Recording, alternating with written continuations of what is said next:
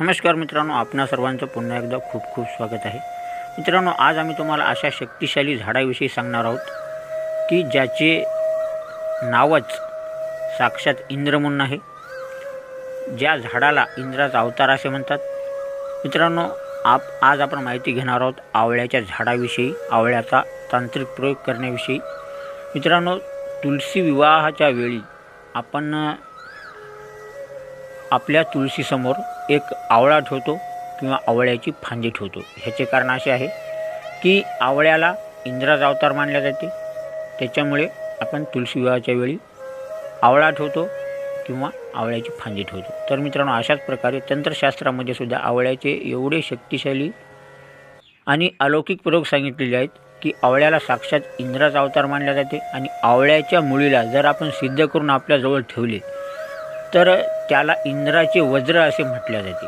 म्हणजे ज्या प्रकारे इंद्राचे वज्र कधीही खाली जात नाही, त्याच प्रकारे आपल्या शत्रूंसाठी आवळ्याची मूळ म्हणजे इंद्राचे वज्र समान आहे। आपला एक शत्रू असो की करोडो शत्रू असो, त्यांची कधीही हिंमत होणार नाही की आपल्याला स्पर्शसुद्धा करतील।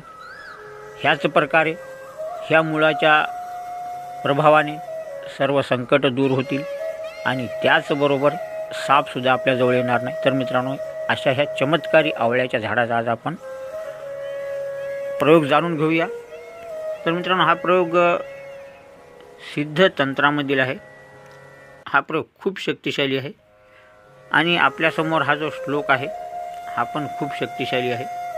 तर मित्रांनो, श्लोक पहा। श्लोक अशा प्रकारे आहे। आर्द्रार्के निशीथ काले आमलकी मूलम सिद्धम धारयंतीचम हरिसंकटा सर्पम न बाधे नि संशयो।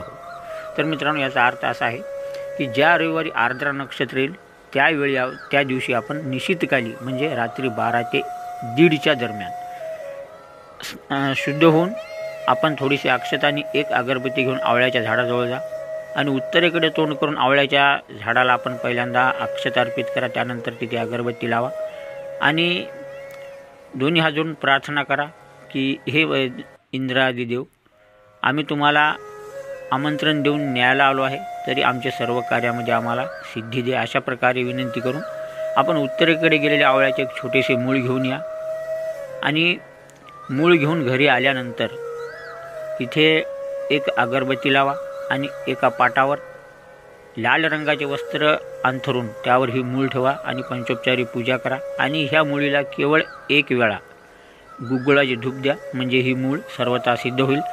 आणि ह्यानंतर ही एवढी चमत्कारपणे प्रभावीपणे आपल्याला हा चमत्कार दाखवल, इतकी शक्ती यामध्ये येईल की हे मूळ साक्षात इंद्राच्या वज्राप्रमाणे आपल्या शत्रूवर तुटून पडेल, आपल्या शत्रूचा विनाश करील।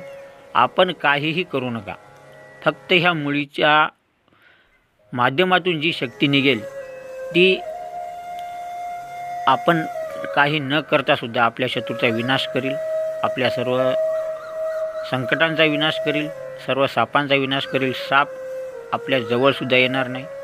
तर मित्रांनो, आपले कितीही शत्रू असो, आपल्याला त्यांची हिंमत कधी होणार नाही की आपल्याला स्पर्शसुद्धा करतील किंवा आपली कशा प्रकारे हानी करतील। तर ह्या मुळीच्या प्रभावाने आपले सर्व शत्रू नष्ट होतील आणि आपले सर्व संकट नष्ट होतील आणि आपण कुठेही गेले, आपल्या शेतामध्ये जा, जंगलामध्ये जा, रात्रीच्या वेळी जा, दिवसाच्या वेळी जा, तर या मुळीच्या प्रभावाने साप कधीही आपल्याजवळ येणार नाही, कोणते संकट आपल्यावर येणार नाही। आपण जर कोणा प्रवासाला निघालो तरीही ही मूळ साक्षात इंद्राचे वज्र म्हणून सर्व संकटापासून, अपघातापासून आपले रक्षण करेल आणि शत्रू आपले कितीही असो त्यापासून सुद्धा निश्चितच आपले 100% ही मूळ इंद्राच्या वज्राच्या रूपात रक्षण करेल। तर मित्रांनो, हा प्रयोग इतका प्रभावशाली, शक्तिशाली आहे। हा प्रयोग करा आणि निश्चितच आपल्या शरीराचे रक्षण करा, सर्व शत्रूपासून, संकटांपासून, सापापासून निश्चितच आपल्या शरीराचे रक्षण करा।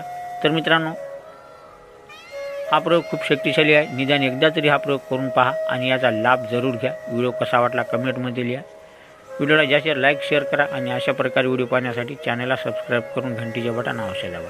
तर मित्रांनो, भेटूया पुढच्या व्हिडिओमध्ये एक नवीन माहिती घेऊन। हा व्हिडिओ पाहिल्याबद्दल आपला